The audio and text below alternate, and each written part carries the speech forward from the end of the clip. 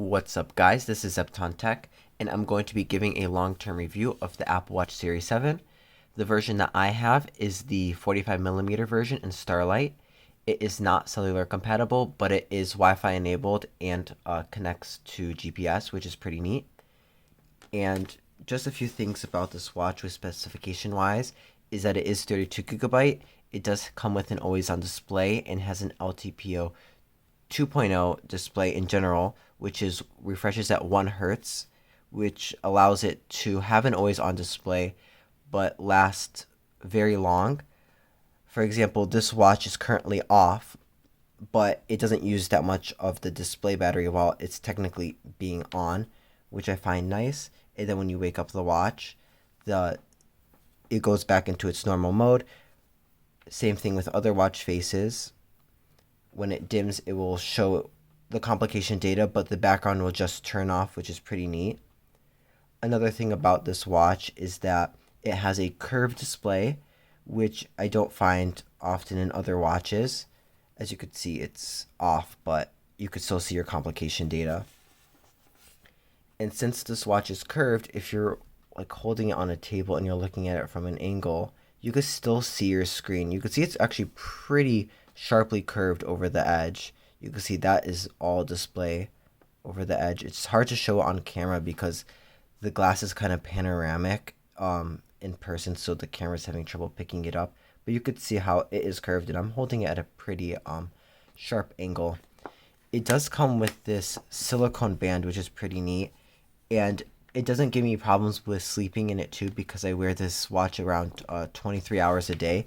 I only take it off when I shower, so it has held up pretty well, and this is the original band I got since I bought it in January of 2022. One thing is, if you want like a size comparison, I find it hard to see this on YouTube, but I have a pretty thin wrist, and the 45mm version takes up my whole wrist. I don't have a problem with that because I like seeing as much data as I can on my watch, so it's not a deal breaker for me, but it does take up like quite a big portion. So if you're worried about that like sticking out, I suggest get the 41mm. It's $30 cheaper baseline at most places, and I think it is a good option too. And it is still bigger than the older, smaller Apple Watches, with those being 40mm and 38mm. I've been seeing this watch go for around $310, like $50-$60 off. So if you cannot get this watch on sale, I would not suggest getting it because I've been seeing it going on sale a lot. But yeah, I would say it's worth it in that regard if you can find it on sale. Another thing about this watch is that it has held up pretty well for me for over the past year. The battery life without the always on display lasts me 30 hours. I'd say that is 2 nights of sleep tracking and 1 full day of use, probably with like 1 workout. If you have the always on display on, it will last 1 night sleep and like the whole day, and then you have to charge it at night. So I've like went to bed with this watch and woke up this whole day. It's currently 10 p.m. and I still have 49% left. So it's held up pretty well for today's battery. I haven't used it to work out and haven't like touched it much. So it actually could probably even go beyond 30 hours. And in the new watchOS update, it did include a low power mode that you could toggle on, and it will stop fetching heart rate as often and other features on this Apple Watch to even make the battery last even a longer time. A couple features that are unique to this watch is that it does have a blood oxygen monitor. If you find that feature helpful to you, I'd suggest you get this watch. Other than that, I don't find use in it. The most feature I use is the heart rate sensor, which I sometimes look at and to get me some good feedback and data, especially when I do track my workouts. Apple in general has a very good category of apps in the App Store. It's not sponsored, but Train Fitness is a good app for tracking your workouts, and Structured, which is this widget right here, connects to your calendar, and it will tell you like your events that are going on with you throughout the day. But yeah, having the square display in general is pretty nice to look at, and you get a lot of complication data, which is I find pretty fit for my standards. There's other people in my family that do use the Samsung ecosystem with the Samsung watches, and they may be round like a circular watch, but I find it that it only shows like one text in the middle and the rest just all gets cut off from it being a circle watch. So if you are like worried about getting a square watch and how it will look, I'd say the Apple pulls it off pretty well. I was showing this watch face earlier, which is one of their new watch faces in the beta, but their watch faces are pretty interactive. You see, it kind of looks, it takes advantage of the curved display to make it look even more holographic and 3D, which I find pretty nice. It's kind of like an optical illusion. And it does come with 32 gigabytes of storage, which I think I forgot to mention earlier in the video. So you can hold a lot of photos and other stuff like that. Bringing it back again to this display, it is probably one of the best displays I've ever seen in a watch. I have used the Apple Watch SE and the Samsung Galaxy Watch Active 2, and this is probably the best one I've seen in general. I usually wear it at a much less brightness than I have right now. I put on max brightness for this video, but if I go in here and turn it all the way down, you could still see text fine on the screen. The one downside of this watch though is that it's not very durable.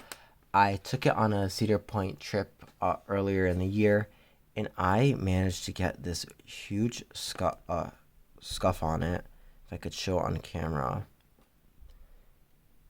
I don't think I could show on camera, but in person it's a little noticeable. But basically in sunlight, there's this scratch that goes along my screen. I don't know if you guys can see it on camera, but it's making my watch look actually pretty well on this camera. But there is a scratch on it, and I would say if you could get a case for it, didn't mind it, you should put one on. But I just feel like that would ruin the aesthetic of the watch, especially with it being a curved display, and there's no screen protector out there that will kind of work with this curved display without cutting off how it looks. The digital crown is haptic, so when you do turn it back and forth, it does tap your wrist. Another feature I like to use with this watch is since it taps your wrist, I can use it to wake myself up quiet, silently. I don't have to have like a smart home device wake me up or use my phone to wake me up, because it will just like beat my hand. And then if I end up not waking up to that, it can like I do have my alarm set to ring just in case, but I haven't really needed to use that. Another thing about this watch that I do like is how light it is.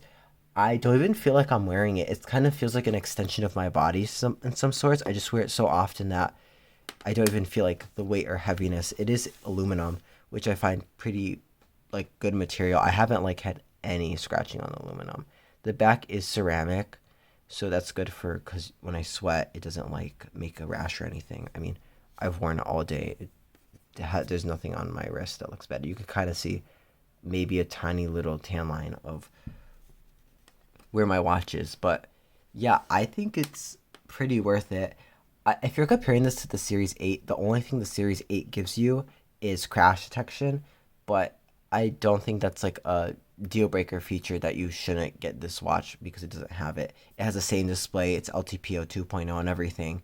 And it looks the same. So I don't see why you should get that watch. Comparing it to the SE is tough though, because during Black Friday, the Apple Watch SE was on sale for like $150, and that is a hard to beat price, especially with this watch only coming down to like $310. So if you can get like the Apple Watch SE for $150, $180, I say that's more worth it. Even though it doesn't have an always on display, it still has like almost every other feature, including like the heart rate. It has GPS, wake you up in the morning, has turn-by-turn navigation. So I'd say you have to kind of choose what you think is worth it in a watch. But if you do care about having this beautiful curved screen, which I did, that's why I switched from an SE. If you see in my early videos, I had an SE to a Series 7. That's why. If you have any questions about this watch, like in general, or have any thoughts or ideas on this watch that you'd like to ask, just put it in the comment section below and I'll be happy to answer any questions. But thank you so much for watching, and as always, peace out.